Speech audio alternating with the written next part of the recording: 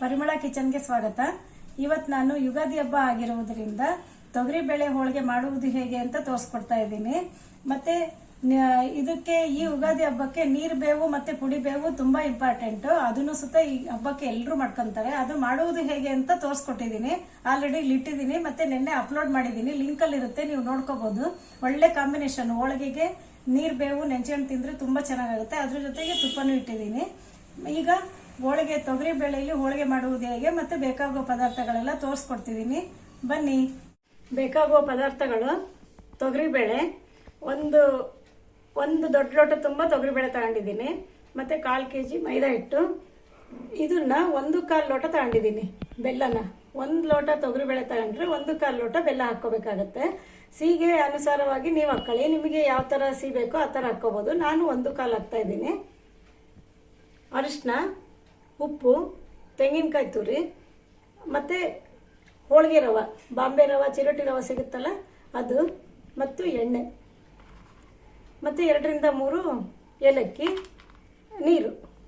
ಹಿಟ್ಟನ್ನ ಹಾಕಂತ ಇದ್ದೀನಿ. ಕಣ್ಕ ಫಸ್ಟು ಕಲ್ಸ್ಕೊಂಡು ಇಟ್ಕೊಂಡ್ಬಿಡೋಣಂತೆ. ಅರ್ಧ ಗಂಟೆ ನೆನಿಬೇಕಾಗುತ್ತೆ. ಇದು ಕಲ್ಸಿ ಇಟ್ಕೊಂಡ್ಬಿಟ್ರೆ ಇದು ನೆನಿತಾ ಇರುತ್ತೆ, ಅವಾಗ ನಾವು ಬೇಳೆ ಬೇಯಿಸ್ಕೊಳ್ಳೋದು, ಬೇರೆ ಕೆಲಸಗಳು ಮಾಡ್ಕೋಬಹುದು. ಈಗ ನೋಡಿ, 1 ಲೋಟ ಮೈದಾ ಹಿಟ್ಟಿಗೆ ಅದ್ರಲ್ಲಿ 1/4 ಭಾಗ ರವೆ ಹಾಕಂತ ಇದ್ದೀನಿ. 1/4 kg ಮೈದಾ ಹಿಟ್ಟು ತಗೊಂಡಿದ್ದೀನಿ. ಅದರಲ್ಲಿ 1/4 kgಯಲ್ಲಿ 1/4 ಭಾಗ ಅಂದ್ರೆ ಇದರಲ್ಲಿ ಚಿರೋಟಿ ರವೆ ತಗೊಂಡಿದ್ದೀನಿ. 1 ಪಿಂಚು ಉಪ್ಪು ಹಾಕ್ತಾ ಇದ್ದೀನಿ. ಈಗ ಚೆನ್ನಾಗಿ ಕೂಡಿಸ್ಕೊಂಡ್ಬಿಡೋಣಂತೆ. ಸ್ವಲ್ಪನೇ ನೀರು ಹಾಕೊಂಡು ಕಲಿಸ್ಕೊಳ್ಳಿ, ಒಟ್ಟಿಗೆ ಹಾಕೊಂಡ್ಬಿಡ್ಬೇಡಿ. ತುಂಬಾ ನೀರು ಹಾಕ್ಬಿಟ್ರು ಹೋಳಿಗೆ ಕೆಟ್ಟೋಗುತ್ತೆ. ಇದು ಚಪಾತಿ ಹಿಟ್ಟಿನ ಅದಕ್ಕಿಂತ ಸ್ವಲ್ಪ ನೀರು ಹಾಕಬೇಕು, ಮೆತ್ತಗಾಗಬೇಕು. ಅಷ್ಟೊಂದು ಗಟ್ಟಿ ಕಲಿಸ್ಕೋಬೇಡಿ, ಹೋಳಿಗೆ ಚೆನ್ನಾಗಿ ಬರಲ್ಲ. ಹಿಂಗೆ ಸ್ವಲ್ಪ ಹಾಕೊಂಡು ಕಲ್ಸ್ಕೊಂತ ಇರಬೇಕು. ಈಗ ಇಷ್ಟು ಕಲಸಿದ್ದೀನಲ್ಲ, ಸ್ವಲ್ಪ ಕಲಸಾದ್ಮೇಲೆ ಸ್ವಲ್ಪ ಎಣ್ಣೆ ಹಾಕೋಣಂತೆ. 1-2 ಸ್ಪೂನ್ ಎಣ್ಣೆ ಹಾಕೊಂಡಿದ್ದೀನಿ.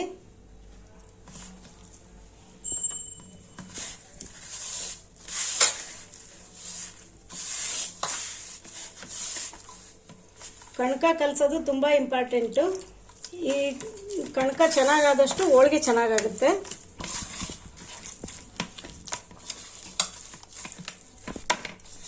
ನೋಡಿ, ಈ ತರ ಚೆನ್ನಾಗಿ ಕಲ್ಸ್ಕೋಬೇಕು.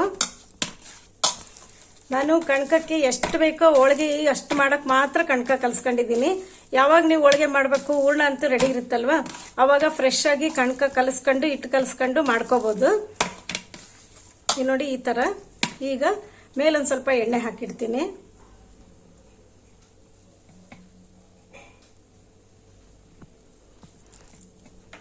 ಚೆನ್ನಾಗಿ ಇದನ್ನ 1 ಅರ್ಧ ಗಂಟೆ ಮುಚ್ಚಿಟ್ಬಿಡೋಣಂತೆ. ನೋಡಿ, ಈ ತರ ಚಪಾತಿ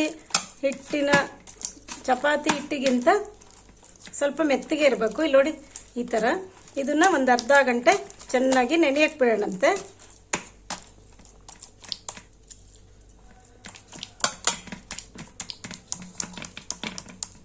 ಈಗ ಎಣ್ಣೆ ಸವರಿದ್ದೀನಲ್ವಾ, ಈಗ ಇದನ್ನ 1/2 hour ನೆನೆಯಕ್ಕೆ ಬಿಡೋಣಂತೆ. ಈ ತರ ತಟ್ಟೆ ಮುಚ್ಚಿ, ಪಾತ್ರೆ ಮುಚ್ಚಿ ಇಟ್ಬಿಡೋಣಂತೆ. ಈಗ ನೋಡಿ, ನಾನು ಇಷ್ಟು ತೊಗರಿಬೇಳೆ ತಗೊಂಡಿದ್ದೀನಿ. ಇದ್ರ 5ರಷ್ಟು ನೀರು ಹಾಕಿದ್ದೀನಿ. ಇಲ್ಲಿ 1 ತೊಗರಿಬೇಳೆಗೆ 5 ನೀರು ಹಾಕಿದ್ದೀನಿ. ಯಾಕೆಂದ್ರೆ ಹೂರ್ಣದ ಸಾರಿಗೆ, ಕಟ್ಸಾರಿಗೆ ಬೇಕಾಗುತ್ತಲ್ವಾ. ತುಂಬಾ ನೀರು ಹಾಕಿದ್ರು ಹೂರ್ಣದ ಕಟ್ಸಾರು ಚೆನ್ನಾಗಾಗಲ್ಲ. ಅದಕ್ಕೋಸ್ಕರ ಇದು 1 ತೊಗರಿಬೇಳೆಗೆ ಇದ್ರ 5ರಷ್ಟು ನೀರು ಹಾಕಿದ್ದೀನಿ. ಈಗ ತೊಗರಿಬೇಳೆ ಹಾಕ್ತಾ ಇದ್ದೀನಿ. ಅರಿಶಿನ ಹಾಕ್ತಾ ಇದ್ದೀನಿ. ಸ್ವಲ್ಪ ಎಣ್ಣೆ ಹಾಕ್ತಾ ಇದ್ದೀನಿ. ಈ ತರ ಎಣ್ಣೆ ಹಾಕೋದ್ರಿಂದ ಚೆನ್ನಾಗಿ ಬೇಯುತ್ತೆ, ಹೂರ್ಣ ಚೆನ್ನಾಗಾಗುತ್ತೆ, ಹೋಳಿಗೆ ಚೆನ್ನಾಗಿ ಬರುತ್ತೆ. ಈಗ ಬೇಳೆ ಬೇಯಲಿ ಬಿಡಿ. ನೀರು, ಎಣ್ಣೆ, ಅರಿಶಿನ, ತೊಗರಿಬೇಳೆ ಇಷ್ಟು ಹಾಕಿಟ್ಟಿದ್ದೀನಿ. ಈಗ ನೋಡಿ, ಈಗ ಚೆನ್ನಾಗಿ ಬೇಯ್ತಾ ಇದೆ. ಕಟ್ಟೆಲ್ಲ ಚೆನ್ನಾಗಿ ಬಿಟ್ಕೊಂಡಿದೆ. ಇದು 1 ಅರ್ಧ ಗಂಟೆ ಆಗಿದೆ ನೋಡಿ. ಬೇಳೆ ಬೇಯೋದ್ರೊಳಗೆ 30 ನಿಮಿಷನಾರ ಆಗಿದೆ. ಈಗ ನೋಡಿ, ಚೆನ್ನಾಗಿ ಬೆಂದಿದೆ. ಹಿಂಗ್ ಬರಬೇಕು, ಹಿಂಗೆ ಅಗಲ ಆಗಬೇಕು ಬೇಳೆ. ನೋಡಿ, ಈಗ ಆಗಿದೆ. ಈಗ ಗ್ಯಾಸ್ ಆಫ್ ಮಾಡ್ತಾ ಇದ್ದೀನಿ. ಈಗ ಬೇಳೆ ಬೆಂದಿರೋದಿದೆಯಲ್ಲ, ಕಟ್ಟೆಲ್ಲ ತಕೊಂಡ್ಬಿಡೋಣಂತೆ. ಈ ಥರ ಒಂದು ಸ್ಟೀಲಿಂದು ಜರಡಿ ಥರ ಇರುತ್ತಲ್ಲ ಅದರಲ್ಲೆಲ್ಲ ಬಗಸ್ಕೊಂಡ್ಬಿಡ್ಬೇಕು ನೀವು. ಕಟ್ಟೆಲ್ಲ ಕೆಳಗೆ ಹೋಗುತ್ತೆ, ಬೇಳೆ ಮಾತ್ರ ನಿಲ್ಲುತ್ತೆ. ಒಂದು ಸ್ವಲ್ಪನಾರು ಬೇಳೆ ಕಟ್ಟಿರಬಾರ್ದು ಇದ್ರೊಳಗೆ. ಫುಲ್ ಎಲ್ಲ ನೀವು ತೆಗೆದ್ಬಿಡ್ಬೇಕು. ನೋಡಿ ಈಗ ಎಲ್ಲ ಈ ಥರ ಎಲ್ಲ ಬಗ್ಗಿಸ್ಬಿಟ್ಟಿದ್ದೀನಿ. ನೋಡಿ ಇಷ್ಟು ಕಟ್ಟು ಬಂದಿದೆ, ಇಷ್ಟು ಕಟ್ಟು ಬಂದಿದೆ. ನೋಡಿ ಎಷ್ಟೊಳ್ಳೆ ಕಟ್ಟಿನ ಸಾರಾಗಿದೆ ಅಲ್ವಾ ಇದು. ನೋಡಿ ಈ ಥರ ಬರಬೇಕು. ಇಷ್ಟು ಮಂದಗಾರು ಇರಲೇಬೇಕು ಕಟ್ಟು, ಇಲ್ಲಾಂದ್ರೆ ಹೋಳಿಗೆ ಸಾರು ಕಟ್ಟು ಸಾರು ಚೆನ್ನಾಗಾಗೋದಿಲ್ಲ. ಇಷ್ಟು ಹೋಳಿಗೆ ಕಟ್ಟು ಬಂದಿದೆ. ಇಷ್ಟು ಬೇಳೆ ಈಗ ಚೆನ್ನಾಗಿ ನೀರು ತೆಗೆದಿಟ್ಟಿದ್ದೀನಿ. ಇದನ್ನ ಬೆಲ್ಲ ಹಾಕಿ ಈಗ ಮೊಗ್ಗಿಸ್ಕೊಳ್ಳೋಣಂತೆ. ನಾನು ಬೇಳೆ ಬೇಯಿಸಿದ್ದೀನಲ್ಲ ಅದೇ ಪಾತ್ರೆಯಲ್ಲಿ ಈಗ ಬೆಲ್ಲ ಕರಗಿಸ್ಕೊಂತ ಇದ್ದೀನಿ. ನೋಡಿ ಒಂದಕ್ಕೆ 1 ಕಾಲು ಬೆಲ್ಲ ಹಾಕಿದ್ದೀನಿ. ಈಗ ಬೇಯಿಸಿರೋ ತೊಗರಿಬೇಳೆ ಇದೆಯಲ್ಲ ಅದನ್ನ ಹಾಕ್ತಾ ಇದ್ದೀನಿ.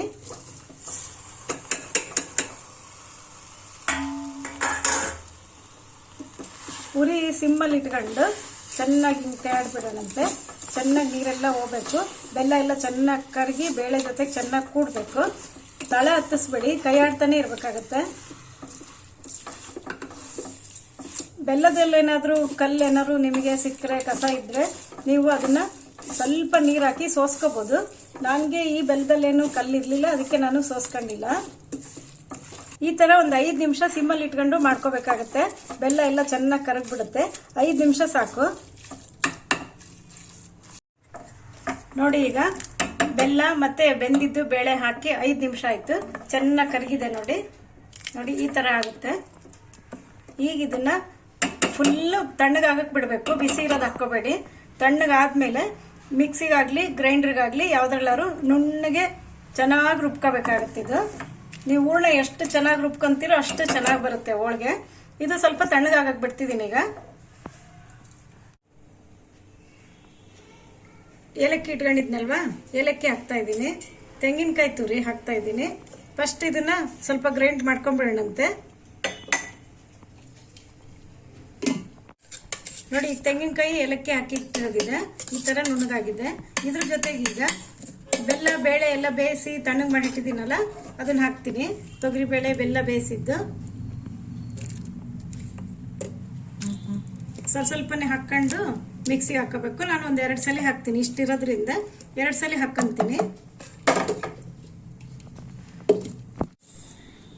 ನೋಡಿ ಇಷ್ಟು ಬೇಳೆ ಬೆಲ್ಲ ಹಾಕಿದ್ನಲ್ವಾ ಅಳತೆ ಪ್ರಕಾರ. ನೋಡಿ ಇಷ್ಟು ಹೂರ್ಣ ಆಗಿದೆ, ಒಂದು ಬಟ್ಲು ತುಂಬ ಹೂರ್ಣ ಆಗಿದೆ. ಇದು ಮೀಡಿಯಂ ಹೋಳಿಗೆ ಆದರೆ ಒಂದು 10ರಿಂದ 12 ಹೋಳಿಗೆ ಆಗುತ್ತಿದ್ದು. ನಿಮಗೊಂದು ಕೆಲವೊಂದು ಟಿಪ್ಸ್ ಹೇಳ್ತೀನಿ ನೋಡಿ. ಈಗ ಹೂರ್ಣ ಇದಂತೂ ಸರಿ ಇದೆ. ನಿಮಗೆ ಅಕಸ್ಮಾತ್ ಹೂರ್ಣ ನೀರು ಹಾಕ್ಬಿಟ್ರೆ ಅವಾಗ ನೀವೇನು ಮಾಡಬೇಕು ಅಂದರೆ ಈ ಥರ ಹೂರ್ಣ ತಗೊಂಡು ನೋಡಿ ಈ ಥರ ತಗೊಂಡು ಹಿಂಗೆ ಬಟ್ಟೆ ಹಿಂಗೆ ಸುತ್ತಿ ಹಿಂಗೆ ಮಾಡಿಬಿಟ್ರೆ ನೀರೆಲ್ಲ ಬಂದ್ಬಿಡುತ್ತೆ. ಇಲ್ಲ ನೀರೆಲ್ಲ ಇದಕ್ಕೆ ನೆಂದು ಅವಾಗ ಹೂರ್ಣ ಗಟ್ಟಿ ಆಗುತ್ತೆ. ನೋಡಿ ಈ ಥರನಾರು ಮಾಡ್ಕೋಬೋದು. ಇಲ್ಲ ನಿಮಗೆ ನೋಡಿ ನಿಮ್ಗೆ ಈ ಥರ ಬೇಡ ಅಂತಂದರೆ ಒಂದು ದಪ್ಪ ಬಾಣಲಿ ತಗೊಂಡು ಈ ಥರ ಹೂರ್ಣ ಎಲ್ಲ ಹಾಕ್ಕೊಂಡು ಸಿಮ್ಮಲ್ಲಿ ಸ್ವಲ್ಪ ಕೈ ಆಡ್ಬಿಟ್ರೆ ನೀರೆಲ್ಲ ಆರೋಗುತ್ತೆ, ಹೂರ್ಣನೂ ಗಟ್ಟಿ ಆಗುತ್ತೆ. ಆಮೇಲೆ 3ನೇ ಟಿಪ್ಸ್ ಏನು ಅಂತಂದರೆ ಒಂದು ಡಬ್ದಲ್ಲಿ ಹಾಕಿ ಈ ಥರ ರುಬ್ಬಿದ್ದನ್ನ ಡಬ್ದಲ್ಲಿ ಹಾಕಿ ಫ್ರಿಜ್ಜಲ್ಲಿ ಒಂದು 2-3 ಅವರ್ಸ್ ಇಟ್ಬಿಟ್ರೆ ಹೂರ್ಣ ಗಟ್ಟಿ ಆಗ್ಬಿಡುತ್ತೆ. ಅವಾಗ ನಿಮಗೆ ಹೋಳಿಗೆ ಮಾಡ್ಕೊಳ್ಳೋಕ್ಕೂ ಈಸಿ ಆಗುತ್ತೆ. ಬಿಗಿನರ್ಸಿಗೆ ನಾನು ತೋರಿಸ್ತಾ ಇರೋದು. ಹೂರ್ಣ ನೀರಾಗ್ಬಿಟ್ರೆ ಹೋಳಿಗೆನೇ ಬರೋದಿಲ್ಲ. ಆಮೇಲೆ ಏನು ಮಾಡೋದಪ್ಪ ಅಂತ ಯೋಚನೆ ಮಾಡ್ತಿರ್ತೀರಲ್ಲ, ಅದಕ್ಕೆ ನಾನು ಈ 3 ಟಿಪ್ಸ್ ಮಾಡೋದು ತೋರಿಸಿದ್ದೀನಿ. ಈಗ ನೋಡಿ ಹೂರ್ಣ ಚೆನ್ನಾಗಿದೆ. ಈಗ ನೋಡಿ ಈ ಅದಕ್ಕೆ ಬರಬೇಕು. ನೋಡಿದ್ರೆ ಈ ಅದಕ್ಕೆ ಬರಬೇಕು. ಈಗ ಹೋಳಿಗೆ ಮಾಡೋದು ತೋರಿಸ್ತೀನಿ. ನೋಡಿ ಇದು ಕಲಸಿ 1/2 ಅವರ್ ಆಯಿತು. ಎಷ್ಟು ಚೆನ್ನಾಗಿ ಮೆತ್ತಗಾಗಿದೆ ನೋಡಿ. ನೋಡಿ ಈ ಅದಕ್ಕೆ ಬರಬೇಕು. ಕಣಕ ನೋಡ್ರಿ ತುಂಬ ಚೆನ್ನಾಗಾಗಿದೆ, ತುಂಬ ಚೆನ್ನಾಗಿ ನೆಂದಿದೆ. ರವೆನೂ ಮತ್ತು ಮೈದಾ ಹಿಟ್ಟು 2 ಮಿಕ್ಸ್ ಮಾಡಿ ಎಣ್ಣೆ ಹಾಕಿ ಸ್ವಲ್ಪ ಉಪ್ಪು ಹಾಕಿ ನೀರು ಹಾಕಿ ಕಲಸಿಟ್ಟಿದ್ದೆ. ಚೆನ್ನಾಗಿ ಬಂದಿದೆ. ಈಗ ಹೋಳಿಗೆ ಮಾಡ್ತೀನಿ ನೋಡಿ. ಬೇಕಾಗುತ್ತೆ ಹಿಂಗೆ ನೋಡಿ, ಹಿಂಗೆ ತಗೊಂಡ್ರೆ ಹಿಂಗೆ ಕಟ್ಟಾಗಬೇಕು ಹೂರ್ಣ. ಇದು ಕಣಕ ಈಗ ಚೆನ್ನಾಗಾಗಿದೆ ಅಂತ ಅರ್ಥ. ಈ ಥರ ತಗೊಂಡು ಹಿಂಗೆ ಮಾಡ್ಕೋಬೇಕು ಅಂಗೈಯಲ್ಲಿ ಇಟ್ಕೊಂಡು. ತುಂಬ ಕಣಕನೂ ತಗೋಬೇಡಿ, ತುಂಬ ಹೂರ್ಣನೂ ತಗೋಬೇಡಿ. 2 ಸಮವಾಗಿ ನೀಟಾಗಿರಲಿ.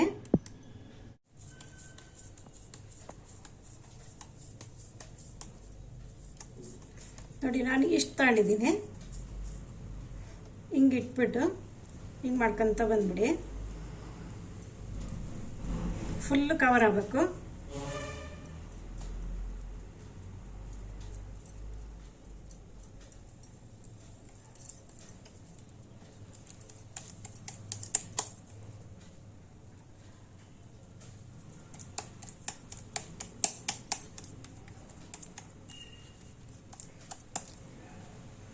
ನೋಡಿ ಈ ಥರ ಫುಲ್ಲು ಕವರ್ ಮಾಡ್ಕೋಬೇಕಾಗುತ್ತೆ. ಈಗ ಸ್ವಲ್ಪ ಇದಕ್ಕೆ ಎಣ್ಣೆ ಹಚ್ಕೊಂಡ್ಬಿಡೋಣಂತೆ.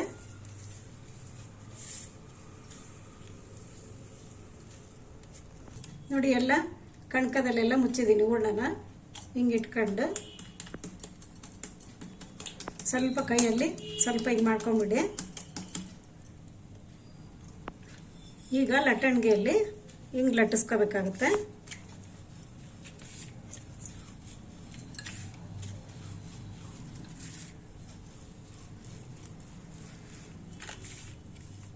ಇಷ್ಟು ಲಟ್ಟಿಸ್ಕೊಂಡ್ಮೇಲೆ ಈ ಥರ ಒಂದು ಪ್ಲಾಸ್ಟಿಕ್ ಕವರ್ ತಗೊಂಡು ಇಟ್ಕೊಂಡ್ಬಿಡಿ. ಕಟ್ ಮಾಡಿ ಈ ಥರ ಮಾಡಿಬಿಡೋದು. ಚೆನ್ನಾಗಿ ಬರುತ್ತೆ ಅವಾಗ.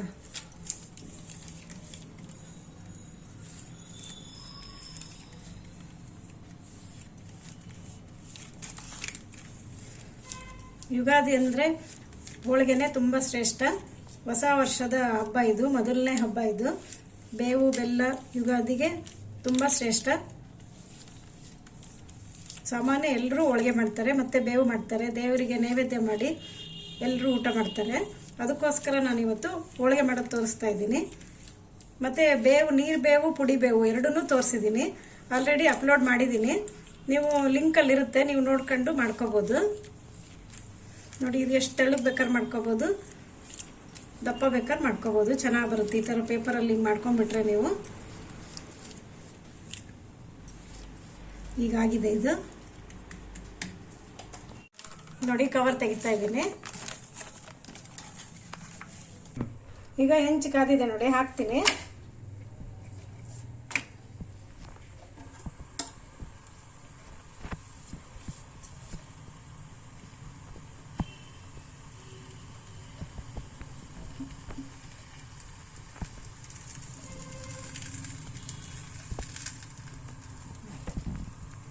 ಇದನ್ನ ಈಗ ತಿರುವಾಕೋಣಂತೆ.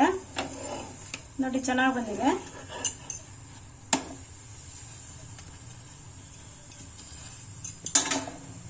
ಈ ಥರ ರವೆ ಮತ್ತು ಮೈದಾ ಹಿಟ್ಟು ಎರಡು ಮಿಕ್ಸ್ ಮಾಡಿ ಹಾಕೋದ್ರಿಂದ ತುಂಬ ಚೆನ್ನಾಗಿ ಬರುತ್ತೆ ಹೋಳಿಗೆ. ಎಲ್ಲನೂ ಹರಿಯಲ್ಲ. ನೋಡಿ ಎಷ್ಟು ಚೆನ್ನಾಗಿ ಬಂತಲ್ವಾ. ನಾನು ತಿರುಗಿಸಿ ಹಾಕಿದ್ದೀನಿ. ಒಬ್ಬೊಬ್ರು ತಿರುಗಿಸಿ ಹಾಕೋದಿಲ್ಲ, ಹಂಗೆ ಮಡ್ಚಾಕ್ಬಿಡ್ತಾರೆ. ಈ ಥರ ತಿರುಗಿಸಿ ಹಾಕೋದ್ರಿಂದ ಎರಡೂ ಕಡೆನೂ ಚೆನ್ನಾಗಿ ಫ್ರೈ ಆಗುತ್ತೆ. ಹೋಳಿಗೆನೂ ತುಂಬ ರುಚಿ ಆಗುತ್ತೆ. ಹೂರ್ಣ ನಾನು ತೋರಿಸಿದ್ದೀನಲ್ವಾ, ಆ ಕನ್ಸಿಸ್ಟೆನ್ಸಿಯಲ್ಲೇ ಇರಲಿ. ಒಂಚೂರು ನೀರು ಮಾಡ್ಕೋಬೇಡಿ. ನೀರಾದರೆ ಅಕಸ್ಮಾತ್ ನಾನು ಹೇಳಿರೋ ಟಿಪ್ಸ್ ಪ್ರಕಾರನೇ ಮಾಡ್ಕೊಳ್ಳಿ, ಚೆನ್ನಾಗಿ ಬರುತ್ತೆ ಹೋಳಿಗೆ.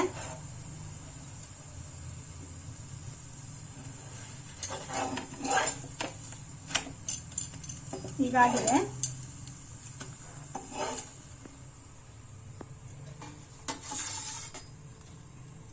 ನೋಡಿ ಇನ್ನೊಂದು ಮಾಡೋದು ತೋರಿಸ್ತಾ ಇದ್ದೀನಿ. ಹೋಳಿಗೆ ಹಿಟ್ಟು ಯಾವಾಗಲೂ ಸಾಮಾನ್ಯ ಹಿಂಗೆ ತಕ್ಕೋಬೇಕು, ಅವಾಗ ನೀಟಾಗಿ ಚೆನ್ನಾಗಿ ಬರುತ್ತೆ.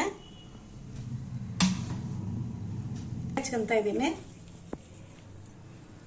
ಇದನ್ನು. ಇದು ಎರಡನೇ ಥರ. ಕೈಯಲ್ಲೊಂದು ಮಾಡೋದು ತೋರಿಸಿದ್ದೀನಿ.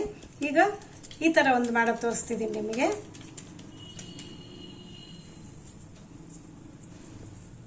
ನೀವು ದಪ್ಪನಾರು ಮಾಡ್ಕೋಬೋದು, ತೆಳ್ಳಗಾರು ಮಾಡ್ಕೋಬೋದು. ತುಂಬ ಚೆನ್ನಾಗಿ ಬರುತ್ತೆ ಹೋಳಿಗೆ.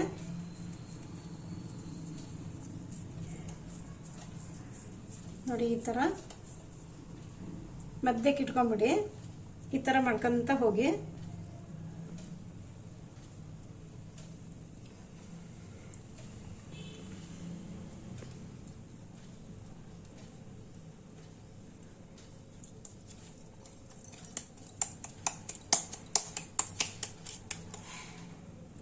ನೋಡಿ ಫುಲ್ ಕವರ್ ಮಾಡಿಬಿಡ್ಬೇಕು ಹಿಂಗೆ.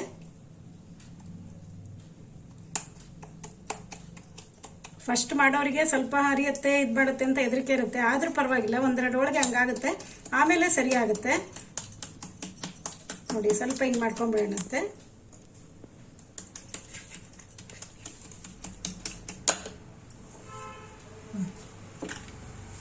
ಸ್ವಲ್ಪ ಹಿಂಗೆ ಲಟ್ಟಣಿಗೆಲ್ ಮಾಡ್ಕೊಂಬಿಡೋಣಂತೆ. ಫುಲ್ಲು ಲಟ್ಟಣಿಗೆಲ್ಲೂ ಮಾಡ್ಕೋಬೋದು, ಕವರ್ ಹಾಕಿ ಕೈಯಲ್ಲಿ ಮಾಡ್ಬೇಕಂತನೂ ಏನಿಲ್ಲ. ನೋಡಿ, ಒಂದು ಕವರ್ ಹಾಕಿ ತೋರಿಸಿದ್ದೀನಿ, ಒಂದು ಹಿಂಗೆ ತೋರಿಸ್ತೀನಿ ನಾನು.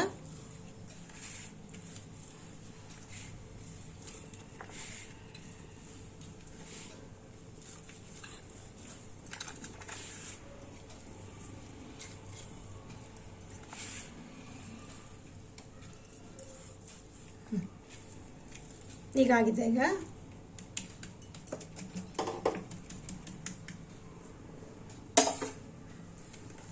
ನೋಡಿ, ಹೆಂಚಿನ ಮೇಲೆ ಹಾಕ್ತಾ ಇದ್ದೀನಿ. ಈಗ ಹೋಳಿಗೆ ಮಾಡಬೇಕಾದ್ರೆ ಫ್ಲೇಮು ಯಾವ ಕಾರಣಕ್ಕೂ ಜಾಸ್ತಿ ಇಟ್ಕೋಬೇಡಿ, ಬೇಗ ಕಪ್ಪಾಗ್ಬಿಡುತ್ತೆ, ಮತ್ತೆ ಬೆಂದಿರಲ್ಲ ಹೋಳಿಗೆ ಮಾತ್ರ. ಸ್ವಲ್ಪ ಸಿಮ್ಮಿಗಿಂತ ಒಂಚೂರು ಜಾಸ್ತಿ ಇಟ್ಕೊಂಡು ಮಾಡ್ಕೋಬೇಕಾಗತ್ತೆ ನೀವು.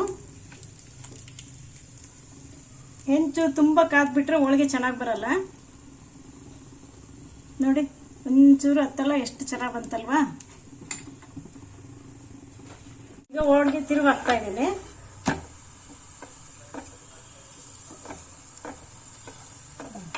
ನೋಡಿ ಎಷ್ಟು ಚೆನ್ನಾಗಿ ಬಂತು, ಸ್ಮೂತ್ ಆಗುತ್ತೆ, ತುಂಬ ಚೆನ್ನಾಗಿ ಬೆಂದಿರುತ್ತೆ. ಈ ಥರ ತಿರುಗಿಸಿ ಹಾಕೋದ್ರಿಂದ, ಮತ್ತು ರವೆ ಮತ್ತು ಮೈದಾ ಹಿಟ್ಟು ಎರಡು ಮಿಕ್ಸ್ ಮಾಡಿ ಹಾಕಿರೋದ್ರಿಂದ ತುಂಬ ಟೇಸ್ಟ್ ಆಗುತ್ತೆ ಹೋಳಿಗೆ. ಜಿಗಿ ಆಗಲ್ಲ, ಎಡ್ಜು ಬರಲ್ಲ, ಅಂಚು ಬರಲ್ಲ.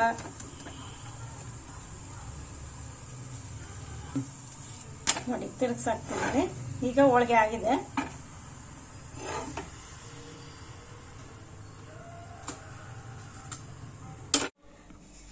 ಈಗ ನೀವು ತೊಗರಿಬೇಳೆ ಹೋಳಿಗೆ ಮಾಡುವುದು ಹೇಗೆ ಅಂತ ನೋಡ್ಕೊಂಡ್ರಲ್ವಾ.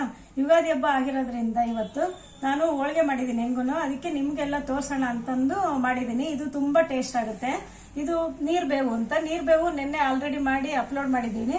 ನೀವು ಲಿಂಕಲ್ಲಿ ಇರುತ್ತೆ, ನೋಡ್ಕೊಂಡು ಮಾಡ್ಕೋಬಹುದು. ಇವತ್ತು ಹಬ್ಬಕ್ಕೆ ಅಂತ ಮಾಡ್ಕೋಬಹುದು. ಇದು ತುಂಬ ಟೇಸ್ಟ್ ಆಗುತ್ತೆ.